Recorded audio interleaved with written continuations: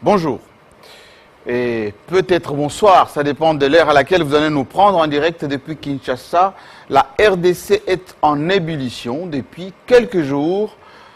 Il s'agit de trouver le président de la CENI, cette centrale électorale qui doit superviser les élections chez nous.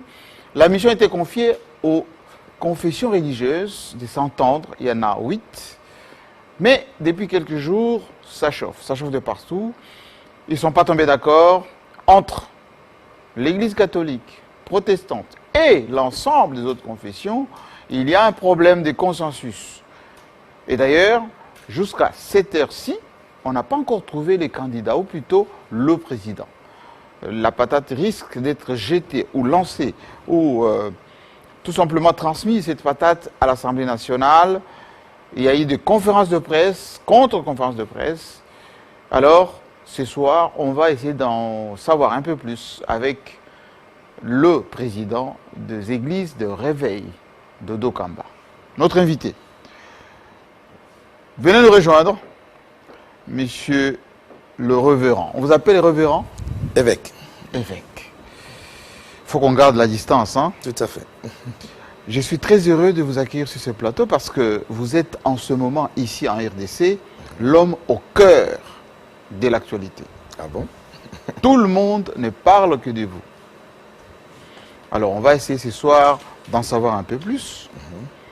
Je l'ai dit tout à l'heure, vous ne vous entendez pas, les églises de réveil, entre ce qui dit l'église catholique, l'église protestante et ce que vous dites avec les autres confessions religieuses, il se pose un problème. Des confiances, des consensus, etc. Est-ce que tout va bien? Non, tout va bien. Très bien en plus. Installez-vous. Je vous en prie. Alors, je suis content de vous recevoir ici parce que lorsque nous avons pensé vous inviter, on avait lancé un message, les téléspectateurs m'ont posé 1001 questions. Et d'autres posaient la question, mais est-ce que Dodo Kamba va venir pour d'abord parler? Enfin, vous êtes là. Merci. C'est un privilège pour nous parce que nous avons la possibilité de parler à la fois des églises de réveil, des processus électoraux, mais aussi de ce qui se pose comme un problème de cohabitation aujourd'hui en RDC. On parle du tribalisme. Est-ce que vous allez me dire la vérité, toute la vérité? Tout à fait. Ça fait partie de mon fonctionnement. Alors, nous avons un peu travaillé sur l'état des lieux qui va venir un peu plus tard. J'aimerais un peu faire connaissance avec vous. C'est-à-dire à travers vous, à travers moi, les autres vont pouvoir un peu savoir qui est Dodo Kamba. D'où venez-vous? Vous êtes si jeune, être à la tête de toutes les églises de réveil de la RDC. Bien, merci M. Jean-Marie. Les sentiments est partagé, il faudrait l'avouer. D'être invité par vous, c'est vraiment un plaisir pour moi. Parce que je sais que c'est un plateau assez important et qui dégage aussi beaucoup de choses. Hein. Le monde vous suit. Tout à fait. Alors, je suis d'abord enfant de Dieu. Ce qui importe pour moi, j'ai cru au Seigneur, j'ai cru en Jésus-Christ comme Seigneur et Sauveur. J'ai exercé en tant que pasteur. Ça fait 25 ans. À peine. 25 ans? Ouais, que je suis pasteur, consacré, marié à une seule femme, père de 4 enfants. Je dirige une communauté qui s'appelle Sacerdoce Royal. Nous sommes implantés ici au Congo, dans différentes provinces, et aussi dans quelques pays d'Afrique et l'Europe en même temps. Et je suis membre de l'Église du Réveil, membre effectif. Je rappelle, parce que beaucoup de gens ne connaissent pas l'histoire, c'est en 2012, j'ai été nommé, à l'époque où l'archevêque Kankenza était président de l'Église du Réveil du Congo en tant qu'évêque général en son temps. Et le général Sonny Kafuta Rockman était le président du Conseil des sages. J'étais à ce temps-là nommé président provincial de l'Église du Réveil du Congo. Mais je n'ai fait que 6 mois parce qu'à un certain moment, il s'est posé un certain nombre de problèmes. Parce que j'avais besoin de voir les choses changer et avoir toutes les attributions qui pouvaient me permettre en ce temps-là de travailler. Mais ça n'a pas été facile et j'ai dû démissionner. Et puis, je suis resté en tant que membre effectif de l'Église du Réveil du Congo jusqu'à ce que, en 2020, c'est-à-dire l'année passée, j'ai appris de tout ce qui s'était passé. 2021, j'ai dû postuler en tant que, d'abord, en ma qualité de membre effectif, j'ai dû postuler dans l'une des assemblées, c'était l'assemblée extraordinaire qui s'est tenue en septembre. J'ai postulé pour devenir président de l'Église du Réveil. J'ai été élu par les membres effectifs. Et depuis lors, faut l'avouer que c'est depuis le mois de septembre de cette année que j'ai été intronisé. Non, septembre de l'année passée. Oui. Voilà, 2020. Ça va faire un an bientôt. Enfin, tout à fait, dans 2 mois. environ. Alors, quelques questions de curiosité, parce que quand on parle de vous, au niveau de l'Église, des églises de réveil, quelques polémiques. On ne va pas entrer là-dedans, mais quand même, essayer d'éclairer un peu la lanterne, ceux qui nous suivent. Comment devient-on pasteur en RDC? Par vocation, par inspiration, par appel ou par la théologie? Il faudrait dire que l'appel est d'abord quelque chose de spirituel. On a toujours dit que l'on ne devient pas pasteur, mais l'on est pasteur. On est pasteur. On est pasteur, mais il y a un moment où l'appel se dessine. L'appel vient s'exercer après. C'est-à-dire, il y a d'abord cette image spirituelle avec laquelle une personne naît. Et à un certain moment, l'appel commence son processus. C'est-à-dire, il y a une conversion qui vient, quelqu'un qui donne sa vie totalement au Seigneur pour tout abandonner, recevoir le baptême et avoir une formation appropriée. Il faudrait l'admettre que ce n'est pas tout le monde qui répond à l'appel pastoral. Parce qu'on peut aimer les choses de Dieu, mais rester longtemps à l'église sans toutefois devenir pasteur. Il y a des gens qui ont mis 15, 20, 30 ans dans la vie chrétienne sans toutefois devenir pasteur. Mais vous verrez d'autres personnes, 5 ans, 10 ans après, l'appel commence à se dessiner. Donc on sent qu'il y a une volonté de servir. À ce moment-là, il y a un encadrement mais dans votre approprié. cas personnellement, cet appel est venu comment? Comme je le dis... Vous avez été comme Pierre. Vous vous rappelez l'histoire de Pierre? Tout à fait.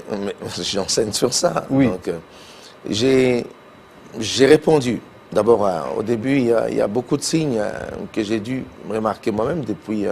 Mais à un certain moment, j'ai d'abord donné ma vie au Seigneur en tant qu'enfant de Dieu. Je suis né de nouveau, j'ai été baptisé. Et je me suis retrouvé à l'église. J'ai été intéressé par l'œuvre sacerdotale. C'est à ça que je me suis livré. J'ai été formé. C'est là que je voulais en venir. J'ai été formé et j'ai fait une différence avec les autres jusqu'à ce que je sois encadré, orienté et consacré. Alors, j'ai posé ces questions parce que la succession à Sonny Kafuta a posé quelques problèmes. On a dit à l'époque, enfin il y a à peine quelques 2-3 ans, enfin même pas, que c'était un forcing de Dodo Kamba avec le changement, l'alternance. Kafuta était proche des musées, proche de Joseph Kabila, et Dodo Kamba proche désormais, ou parce qu'il est d'emblée proche des Fachi et des Madames. Eh bien, ce lobbying a fonctionné. On a pris, entre guillemets, les églises de réveil en otage par les Kassaïens. Dis tout. Il faut l'admettre que beaucoup de gens ne savent pas. J'ai toujours été membre effectif de l'Église du Réveil du Congo. En 2012, je l'ai dit, j'ai assumé le poste du président provincial dans la ville de Kinshasa. Beaucoup de gens ne le savent pas. Donc, il est arrivé un moment où tout le monde devait se présenter. Enfin, il y avait une possibilité de postuler en tant que, pour avoir le poste du président de National. Oui, donc c'est ce que j'ai fait convenablement. Ça n'a rien à voir avec la politique et rien à voir non plus avec... Pas d'influence non plus. Du tout, parce que, au fait, beaucoup de gens, comme je répète, ne savent pas. On a donné l'occasion à tout le monde. Je me suis présenté et je suis connu en tant que pasteur. J'ai tenu plusieurs conférences et beaucoup de réunions que j'ai eu à animer ici dans cette ville et puis dans notre province. Ce qui fait que les gens qui étaient venus de province et ceux qui sont dans la ville de Kinshasa ont porté leur choix sur ma personne, en bonne et due forme. Est-ce qu'il y a une dose d'influence mystique? C'est-à-dire? Ce sont les écoles. Oh, du tout, parce que nous ne croyons pas aux pratiques mystiques d'abord dans notre foi, mais nous croyons à la puissance du Saint-Esprit qui agit au travers de la vie qu'on a. Vous ne croyez pas du tout au mystique? Comment? Vous ne croyez pas du tout au mystique? Non, Il on n'y a n'y croit pas pas. l'influence, on dit, des églises de réveil à Kinshasa, au Congo principalement, en Afrique centrale. C'est soit il y a l'influence des Nigériens, il y a l'influence des Américains. Et Dingo, à un moment donné, c'est un peu trivial ce que j'ai dit, mais vous avez dit, Bilo Kobazanango, il y a un de Topesaka. Non, du tout. Je ne crois pas à ça parce que j'ai exercé longtemps, comme je l'ai dit, ça fait 25 ans que je suis dans la pastorale. Je n'ai jamais vu, au moins de la vie de ceux que je connais. Et les miracles, alors, ceux qui font des miracles? Par la puissance de Dieu. Ça existe encore, les miracles? Tout à fait.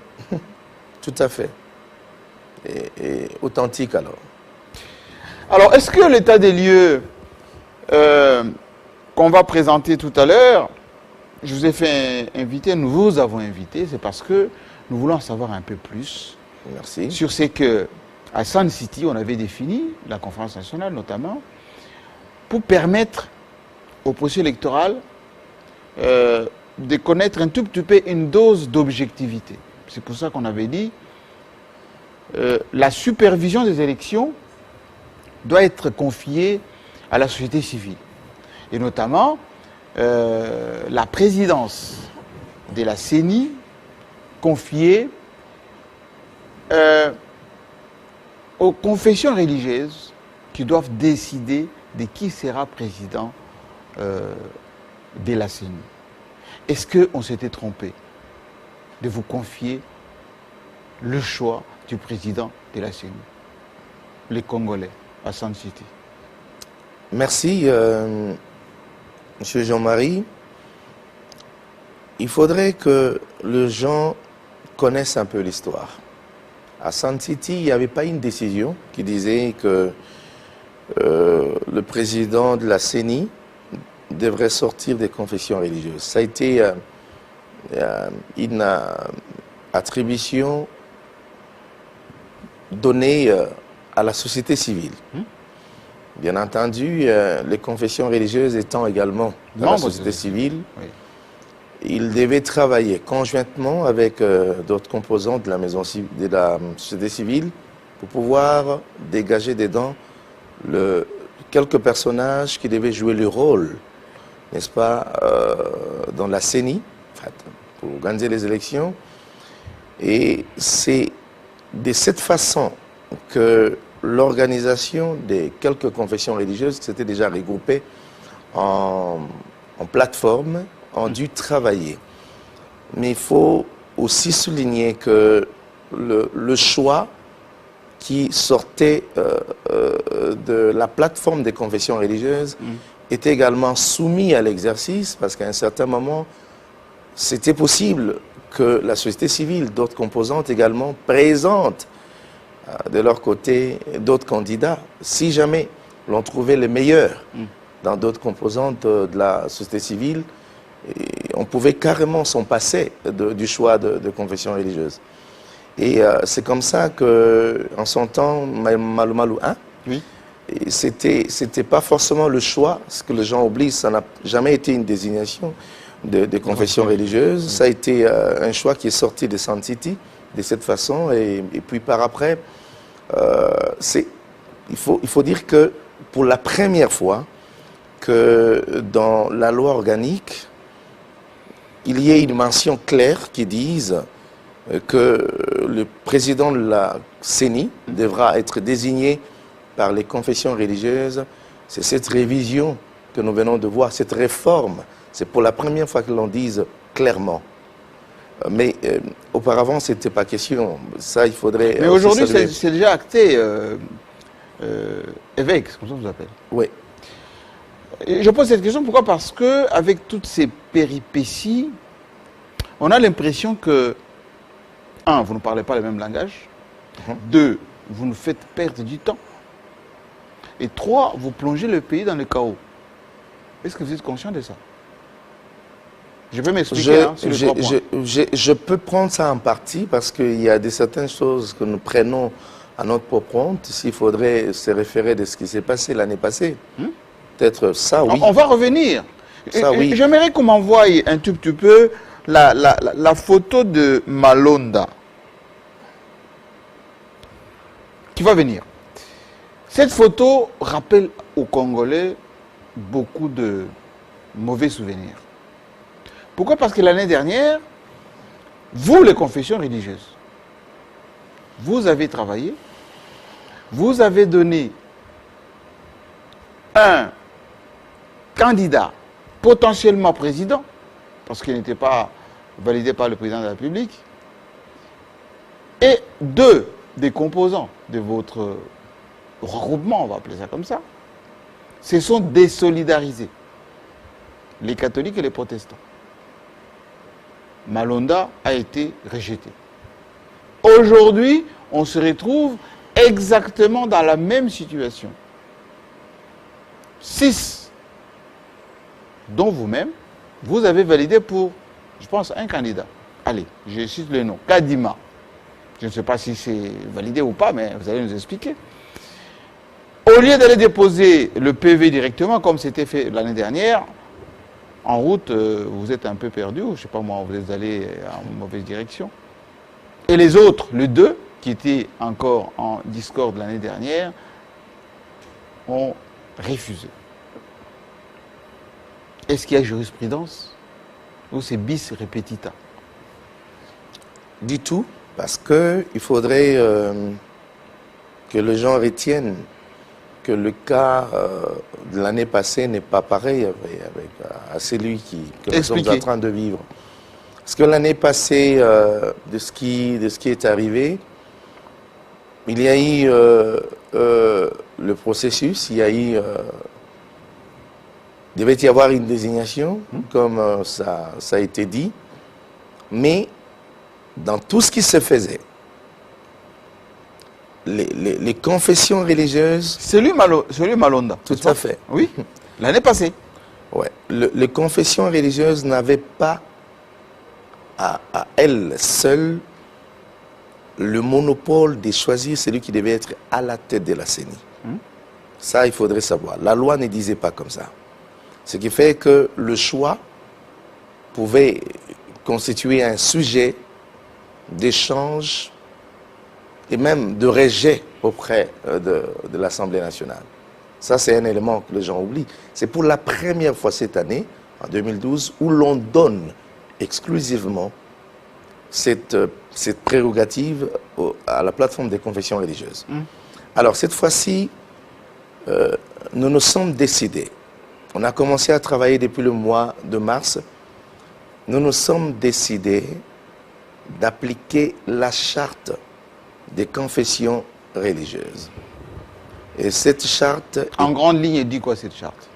La charte est comme la Constitution. Oui, bien évidemment, mais elle dit quoi en grande ligne? Il y a beaucoup d'articles dedans. Quels sont les articles qui verrouillent ce que vous venez de dire? Tout à fait. Il y a l'article 17 qui nous donne le mode de prise de décision pour la charte, lorsqu'il y a une plénière. Ce qui signifie que pour sortir le président de la CENI, vous devez tenir une plénière convoquée par le président de la plateforme, Monseigneur Outembi pour le cas d'aujourd'hui. il convoque la réunion, c'est-à-dire c'est une plénière pour nous, et dedans, vous devez prendre une décision. Et la décision, vous devez appliquer l'article 17 qui dit, lors d'une décision à prendre, il faudrait commencer par le consensus et rechuter par le vote. Et celui qui sera voté ou désigné, enfin désigné soit par consensus ou par le vote, c'est celui-là que vous allez garder. Et nous avons 2 membres à envoyer à la CENI, à la tête et à la plénière en même temps. Alors, nous avons commencé à travailler jusqu'à ce qu'à un certain moment, les choses bloquent. Les choses sont bloquées au niveau de l'application de l'article 17. C'est-à-dire, on a commencé par consensus. Comme on n'arrivait pas à dégager un consensus ensemble, il fallait appliquer cet article dans son entièreté, c'est-à-dire basculer par le vote. Mais on arrive au niveau du vote, le président dit ce n'était pas opportun. C'est le vote. Oui, il a dit que ce n'était pas opportun. Les gens ne savent pas ce que je viens d'expliquer. Comment ce n'était pas opportun? Ben, il a dit que ce n'était pas opportun. Parce que lui pensait qu'il y avait des candidats qui étaient accusés pour de certains sujets. Et j'informe ici que les accusations n'étaient pas prouvées. On a estimé que ce n'était pas prouvé, d'autant plus que le même candidat était passé, la journée, on ne lui a pas posé ce problème. 4 heures après, autour de 21h, on dit non, il y a telles accusations à ce sujet. Mais alors, ces accusations provenaient de qui? Des accusations, je vous donne l'exemple d'un des candidats, parce que je ne cite pas les noms ici. D'un des candidats, l'on dit il serait, quelqu'un aurait dit qu'il est le candidat d'une famille politique quelconque. Mais on a voulu savoir si c'est le candidat qui s'est présenté, en se prévalant comme celui d'une famille politique ou d'une autorité quelconque. Non, mais on dit que ce n'est pas le candidat lui-même qui a dit, mais il y aurait des personnes qui l'auront dit, et en plus, il y aurait quelques personnalités qui ont fait pression à d'autres. Parce que Cholle avait dit, et Outemi, qu'il y avait des pressions. Non, écoutez, il y aurait d'autres personnalités, on dit même quelques autorités qui auraient fait pression à quelques chefs religieux de pouvoir porter le choix sur ces candidats, sinon ce serait le chaos et tout ça. Mais on dit, écoutez, d'abord on n'a pas cité ces gens qui ont fait pression, on n'en connaissait pas. Et après, on ne savait pas lier ces allégations à la personne qui s'était présentée comme candidat. On dit Jean-Marie Kassamba est candidat, mais on dit qu'il y aurait des gens qui criaient en disant que Jean-Marie vient de la part de Gentilly, par exemple. Mais on dit, mais Jean-Marie lui-même n'a pas dit qu'il venait pour le compte de Gentilly, mais il y a des gens qui ont dit cela. Ils ont même fait pression aux autres en disant il vient de la part de Gentilly. Comment il faudrait tabler sur ça? On dit, mais attends, ça ne le lie pas personnellement, parce que lui ne l'a pas fait ça. Et on ne sait même pas, en plus, attester si réellement ces gens étaient en train de le faire de bonne foi. Parce qu'il peut y avoir des gens qui font ça pour nuire à quelqu'un. On a dit, mais ça ne le lie pas personnellement. La preuve en est que la personne est passée, et personne n'a pu lui poser des questions dans ce sens. C'est-à-dire, on a trouvé que ce n'était pas fondé, il n'y avait pas d'épreuve. Et c'est là que le président dit, bon, par rapport à ça, je dois lever la séance et aller me renseigner. Me renseigner auprès de qui? On a dit, on a cité une autorité, je vais aller me renseigner si réellement il serait le candidat de cette autorité-là. Et vous n'avez pas d'investigation à faire? Vous n'avez pas de bureau qui statue sur les candidats qui font des investigations? Nous en avons, on appelle ça secrétariat technique, qui avait vidé la question. Est-ce que les rapports du secrétaire technique démontraient un peu tous ces soupçons? Non, du tout. Du tout, on n'avait aucune preuve. Et je l'ai dit jusqu'aujourd'hui, vous leur posez la question, il n'y en a pas. Mais ils ont dit ceci, ils voulaient vérifier auprès de l'autorité qui a été citée. Je dis, mais vous vérifiez. Et si la personne, si l'autorité vous disait, c'est faux. Non. Et ça change quoi? Parce que la personne elle-même, on ne sait rien lui reprocher. C'est ce que les gens ne savent pas. Ça me fait mal, parfois. Mais on dit, mais moi j'appelle ça du vent. Excusez-moi, c'est du vent. Et c'est comme ça que j'ai dit, non, mais c'est nous faire perdre le temps. Hein. Autant épuiser la question, autant appliquer l'article. Maintenant, le vrai problème, c'est que lorsqu'il fallait en arriver au vote, l'on craignait que la position des 6 qui réclamaient qu'on vide la question était majoritaire. Et si c'était majoritaire, si jamais on basculait au vote, on épuisait l'article. Donc, ce serait quelque chose fait et établi. Moi j'aimerais bien qu'on y voit plus clair, parce que moi, je vous présenterai tout à l'heure l'état des lieux. Vous allez voir ce que les gens pensent, ce que le monde pense. Est-ce que vous savez qu'en ce moment, il y a des millions de gens qui vous suivent? Tout à fait. Est-ce que vous savez que en ce moment, les gens sont accrochés à votre vérité? Depuis hier, le président, enfin le secrétaire de la SENCO, Cholet, a tenu un point de presse très dur, excessivement dur, vous concernant, vous, enfin, c'est-à-dire les 6. Tout à fait. 1. Il vous reproche d'avoir touché de l'argent, et beaucoup d'argent. Il vous reproche d'avoir eu des promesses des gros véhicules. Il vous reproche carrément d'imposer un candidat qui était présélectionné pour le contrôle du processus électoral, pour qu'en 2023, qu'il n'y ait pas alternance. Est-ce que vous n'êtes pas conscient que sur vos épaules pèse la stabilité de ce pays? Dodo Kamba. J'assume, M. Jean-Marie. Je ne peux pas aujourd'hui attester ce que vous dites ou encore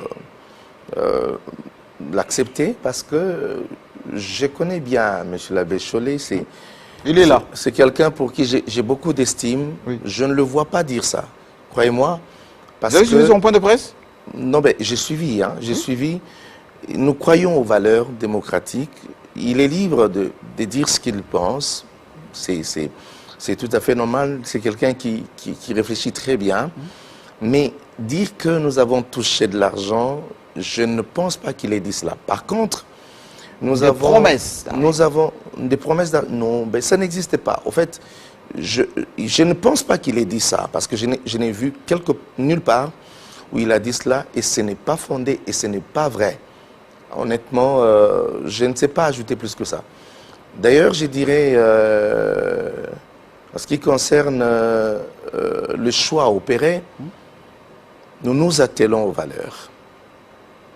Et il y a une chose que les gens oublient.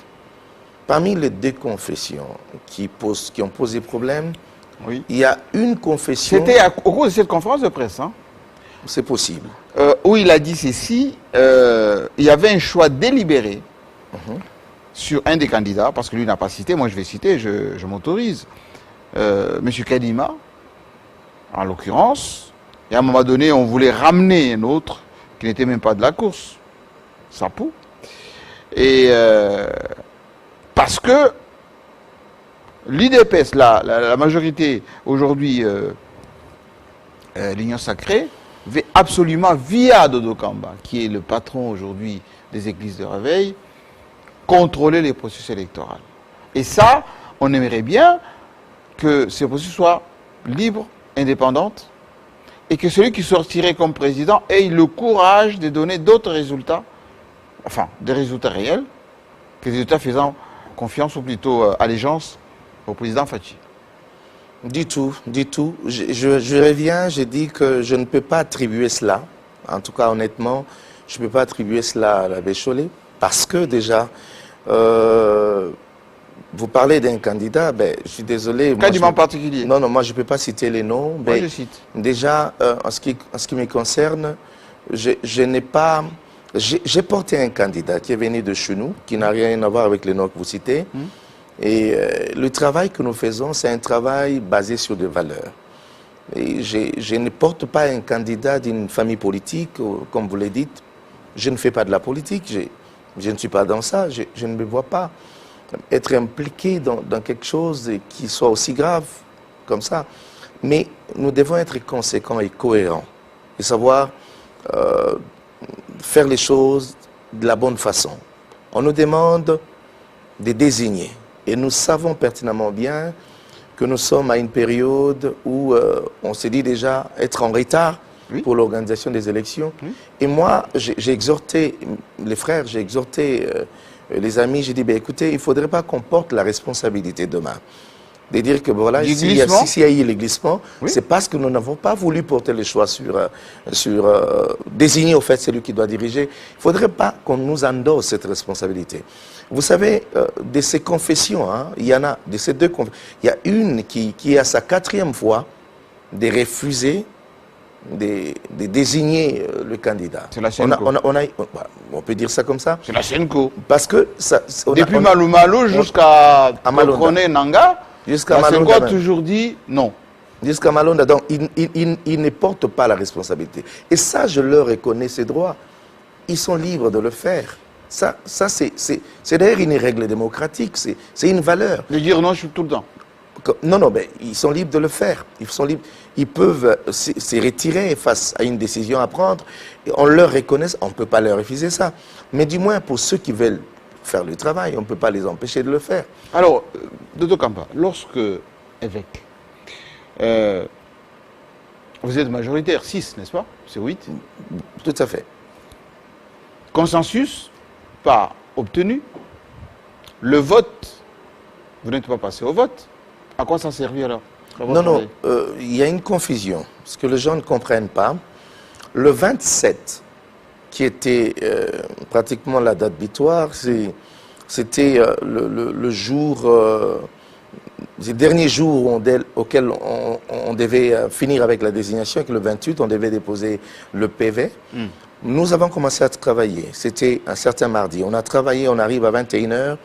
À un certain moment, le président de la plateforme, Monseigneur Otembi, avait demandé à ce que la séance soit levée, mais on lui a demandé, enfin, on a insisté pour qu'il ne lève pas la séance.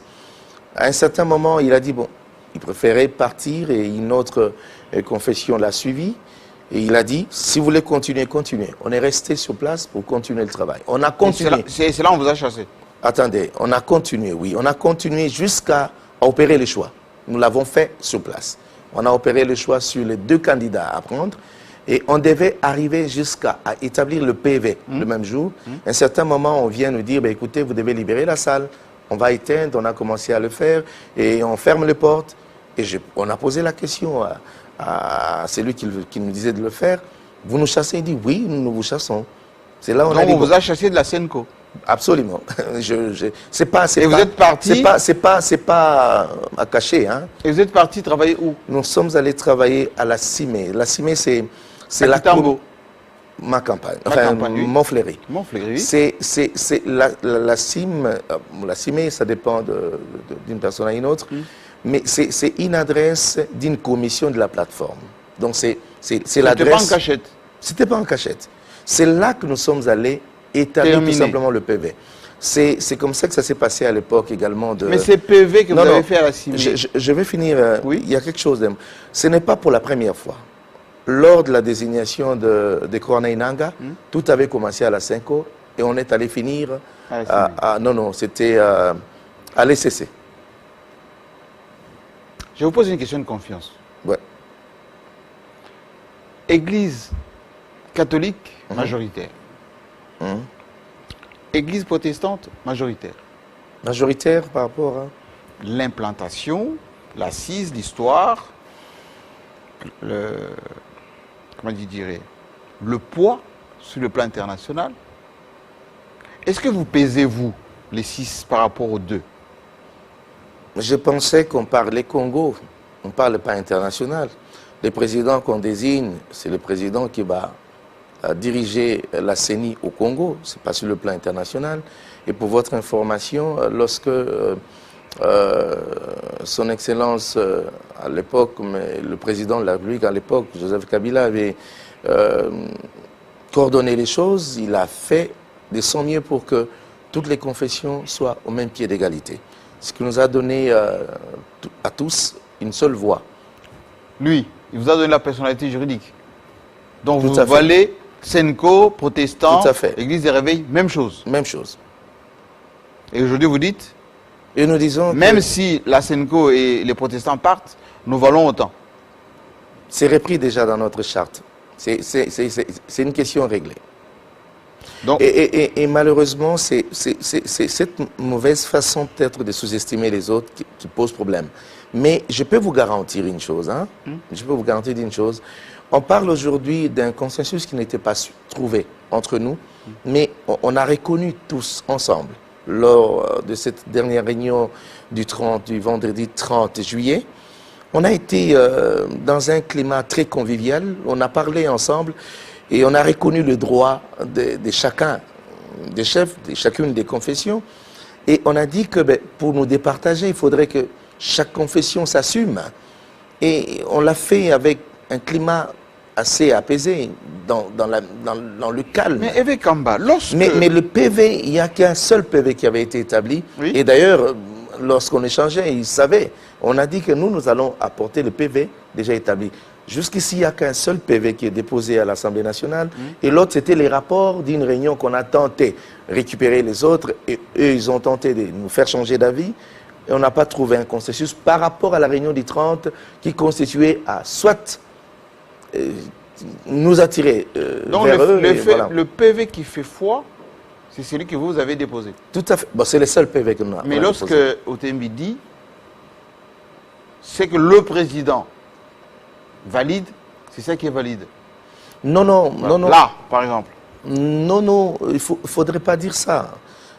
Il n'a pas dit ça parce qu'il ne peut pas dire ça parce qu'il connaît la charte. Il connaît la charte, ce qui est validé par la majorité. Et c'est la règle.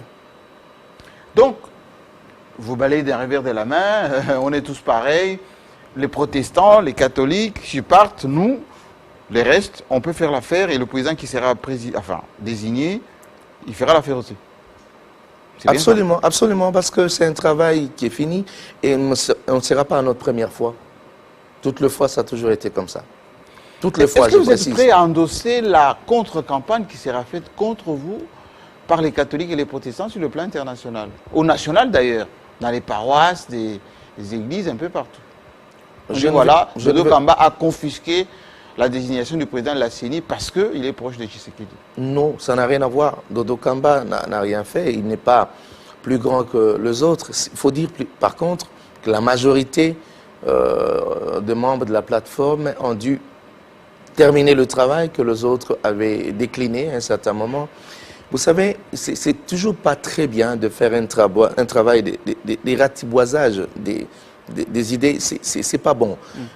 On doit vivre dans une liberté telle que chacun peut émettre des pensées. C'est un débat d'idées, des pensées.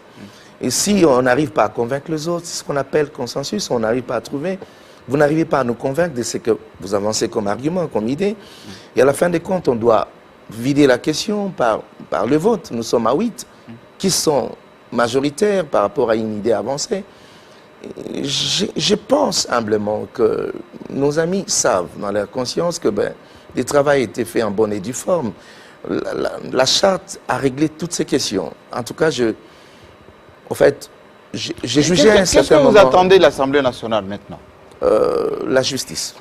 La justice. Parce que aujourd'hui, l'Assemblée nationale prône les valeurs établies sur des questions démocratiques.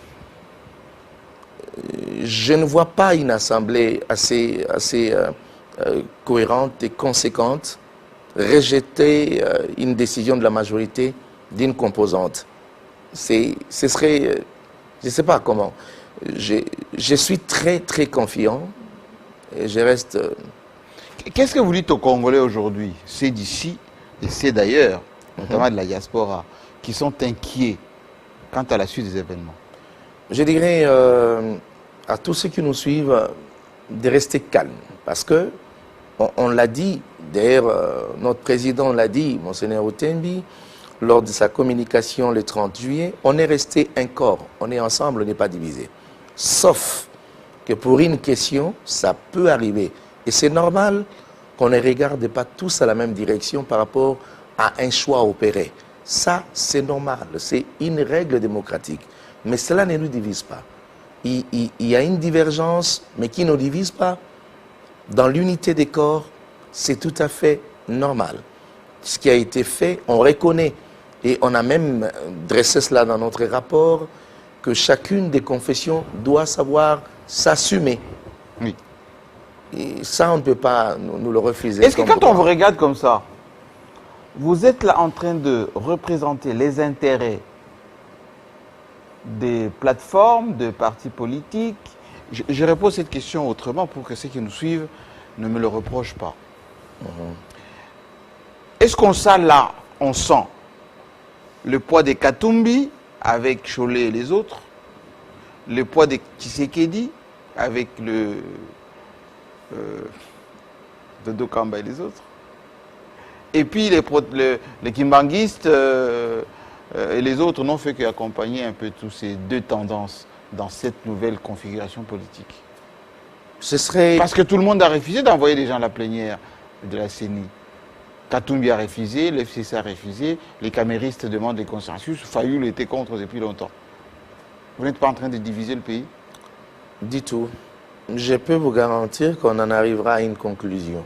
Parce que nous sommes un corps, nous sommes un peuple. Un seul peuple en plus. Mais les discussions peuvent être entamées jusqu'à trouver, avec une grande maturité, des résolutions qui nous permettent de rester ensemble. Personne n'a besoin d'embraser ce pays, n'en a pas besoin. Nous avons tous des intérêts communs, c'est l'avenir de la nation. En toute responsabilité, je crois. Et il faudrait retenir, M. Jean-Marie, que nous ne sommes pas des politiciens, nous ne sommes pas des politiques. Nous faisons un travail qui a des limites. Et notre limite sur cette question, c'est de désigner quelqu'un qui répond aux critères. Et nous nous attelons et nous nous limitons sur le plan technique et expérience, compte tenu du temps qui nous reste. Et le reste des choses, ça ne nous regarde pas. Est-ce que le Congo est devenu un pays tribaliste et régionaliste? Je ne crois pas. C'est plutôt une malversation de choses. Il faudrait dire qu'il y a certaines personnes mal intentionnées qui, de leur gré, veulent amener des choses dans ce sens. Mais le Congo n'a jamais été un pays tribaliste. Est-ce que vous amenez le Congo au tribalisme? C'est ça ma question. Du tout, parce que je suis de ceux qui pensent que c'est vraiment de l'antivaleur, ça ne nous avance pas. Mais Soni Kafouta disait autrefois, les églises d'importation, là il pensait à l'église catholique et à l'église protestante, des colons, étaient là pour nous vendre autre chose, c'est-à-dire les candidats de l'extérieur, Fayoulou à son temps. Est-ce que vous n'êtes pas en train de dire, moi je suis de père et de mère et notre candidat doit être de père et de mère? Dixit Chani, qui est à votre place d'ailleurs. Notre candidat à la CENI je ne suis pas dans cette question et je ne saurais pas Église de réveil, c'est église d'inspiration nationale. D'accord? Oui, c'est quand même d'influence extérieure, mais essentiellement géré par un Congolais. Tout à fait. Église catholique, protestante, c'est géré depuis Rome ou depuis les États-Unis ou quelque part dans des capitales occidentales avec des financements extérieurs, etc. Et donc, vous êtes en train de faire un peu un combat des deux clans aujourd'hui, Dodo Kamba. Du tout. Je pense que l'Église catholique, dans son expression, elle ne travaille pas pour les intérêts occidentaux. Quelques trois questions qui nous viennent de l'extérieur. Nous sommes en direct. Robert Lacoula à Paris. Je voudrais poser la question au pasteur. À l'époque de Malonda, à combien ont-ils voté? Pourquoi avait-on rejeté la désignation? Question de Marcel Lenga à Toronto, Canada. Dodo Kamba, pense-t-il que les catholiques et SCC roulent pour un homme politique? Lequel? Et Clémentine Monkomo à Lubumbashi demande au pasteur Dodo, vont-ils assumer si le processus électoral n'aboutit pas? Eh bien... Première question. Combien avaient voté à l'époque, l'année dernière? Non, mais à l'époque de Malonda, on parle de Malonda. Oui. Mais c'était 6 confessions qui avaient voté. Sur 8. Sur 8, On a rejeté Malonda. Lui. Bon, le rejet de Malonda était basé sur d'autres éléments. Oui, qui ne s'expliquent pas aujourd'hui. Parce qu'on a dit qu'il était proche du FCC. Du tout. Mais si, c'est que Sonic Afout avait dit que les candidats Malonda, lui, là, qu'on voit, malgré sa technicité aussi, on a dit qu'il roulerait pour le FCC. C'est pour cela qu'il ne devait pas être validé par le nouveau pouvoir. À ce que je sache, M. Jean-Marie, oui, ce n'était pas vraiment ça la raison.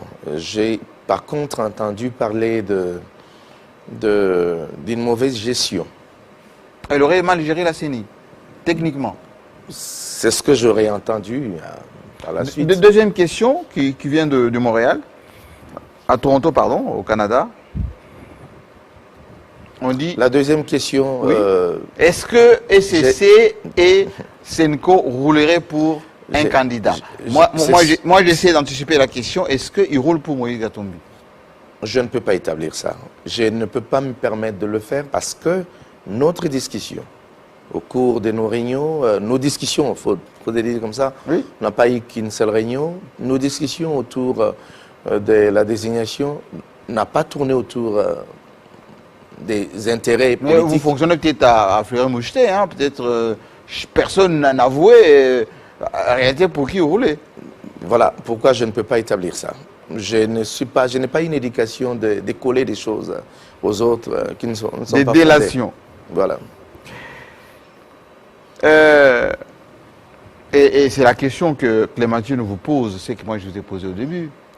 Est-ce que vous êtes conscient que la stabilité du Congo pèse sur vos épaules et que si jamais il y a glissement, on va vous le reprocher, Dodo Kamba? Bien dit. Personnellement. Bien dit. C'est pour cette raison que nous sommes assumés de pouvoir vider la question. Désigner celui qui doit être à la tête et un autre membre pour la plénière pour que demain l'on ne dise pas on a bloqué la machine à un certain niveau, on n'a pas pu trouver le président et que nous sommes la cause. Et des deux, je dirais, nous croyons au choix que nous avons opéré et nous croyons que les élections se feront de la bonne façon. Réfléchissons par l'absurde. Admettons que l'Assemblée nationale valide votre choix. Merci. Et que les candidats soient envoyés chez le président pour être promulgués ou validés. Est-ce que le pays sera calme? Tout à fait. Qu'est-ce que vous dites ça? Qu'est-ce que vous le faites dire? Je peux vous garantir ça. Si Fayulu allume le feu, si la Senco allume le feu, si les protestants prêchent dans toutes les églises, que les églises de réveil ont été corrompues pour nous imposer un candidat, comment vous allez faire? Reposez-moi la même question quand tout sera fini. Vous trouverez que rien ne se passera. Je suis sûr. Trop sûr. Parce que nous avons travaillé en âme et conscience, nous avons pour nous servi Dieu et notre nation. Les hommes peuvent penser des choses, mais Dieu est juste. Parce que je ne dis que la vérité. On a fait un travail en âme et conscience et nous sommes fiers du travail que nous avons fait. Est-ce que vous croyez ou vous pensez que la Senco et l'Église protestante font chanter la République? Je ne peux pas établir ça sur eux, comme je viens de le dire. Par contre, je respecte leur position. Mais les traités de vouloir chanter la République ou encore, je ne sais pas, c'est trop prétentieux pour moi et ce n'est pas juste. Quelles sont vos relations avec cet homme? C'est mon président. C'est mon président. Et c'est tout.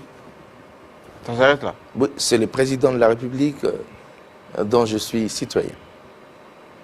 Pas d'affinité? Du tout. Enfin, je l'ai connu avant qu'il ne devienne président. J'ai eu l'occasion de le rencontrer comme beaucoup d'entre nous, en commençant par vous-même. Et c'est tout. Actuellement, il est président de la République et je le respecte comme tel. Et il ne vous a rien demandé? Demander quoi, lui, par exemple? Comme service? Oh non. Il va me demander quoi? Peut-être la prière. Mais en tant que patron des églises de réveil? Non, mais la prière, bien entendu, parce que le président demande la prière pour tout le monde. Et à tout le monde, à toutes les confessions. C'est ce que nous faisons, personnellement. Si je vous réinvite dans 6 mois, vous aurez la même certitude, la même confiance? Tout à fait. Je peux vous garantir. Même, je dirais même dans 3 mois. Oh! Oui. J'aurai la même certitude et même après une année. Je suis constant en fait. Parlons un tout petit peu Église de réveil, parce qu'on a beaucoup parlé politique pour terminer cette émission. On vous reproche beaucoup de choses. Déviationnisme, gabegie, mauvaise gouvernance, pour ne pas dire opacité totale dans les fonds qu'on vous dépose comme Mabonza, etc. Et puis parfois des familles disloquées à cause des pasteurs. Toutes les réformes qui ont été proposées à chaque fois, ça n'arrive pas à être visible. Aucune église n'a des infrastructures qui tiennent la route.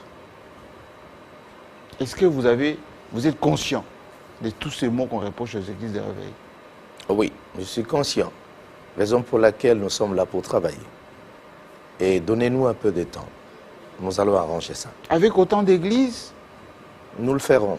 Et dans chaque rue, il y a autant d'églises qui font du bruit, tapage, etc., qui ne respectent rien. De la responsabilité qui nous a été confiée, il y a une partie, il y a une frange qu'on n'a jamais exploitée, c'est la régulation. C'est ce que nous allons faire. Et dans mon mandat, je pense travailler sur cette question. Et je crois que dans les jours à venir, on parlera peut-être avec beaucoup plus de respect. Quelqu'un a dit que vous avez des connivences avec le ministère de l'Intérieur qui donne des autorisations à tout va. Nous avons rencontré, j'ai trouvé des soucis au fait, ça il faudrait l'avouer. Je ne peux pas aujourd'hui crier à haute voix que nous sommes parfaits, mais nous sommes en train de travailler sur la question. On a trouvé pas mal d'éléments, pas mal de choses. Je le reconnais, c'est à ma propre honte que je l'avoue, mais je demande seulement aux gens de nous donner le temps et plus de chance. Nous allons travailler, nous allons améliorer, nous changerons les choses. Je le crois fermement. Dodo Kamba est un homme d'argent ou un homme de pouvoir? Je ne sais pas comprendre. Je repose ma question.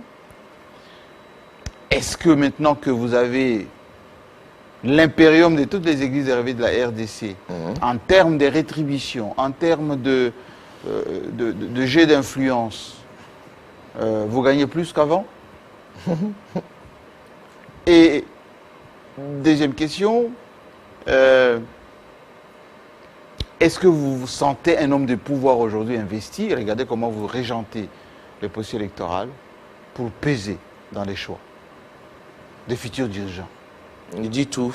Je dirais par contre que je me sens homme de Dieu, avec mon autorité ecclésiastique, humblement. Et il faudrait souligner en plus que l'Église n'est pas un organe générateur de recettes pour vivre avec. On a quelques méthodes de fonctionnement qui nous permettent de tenir le coup, de répondre aux besoins spontanés, mais on ne fait pas ça pour un but lucratif. En plus, parler du pouvoir, je ne sais pas comment on peut établir ma responsabilité ecclésiastique avec le pouvoir qui est attribué carrément à ceux qui règnent. Voici ce que nous en pensons, nous, malgré ce que vous venez de nous donner comme assurance, et on va conclure par là. État des lieux.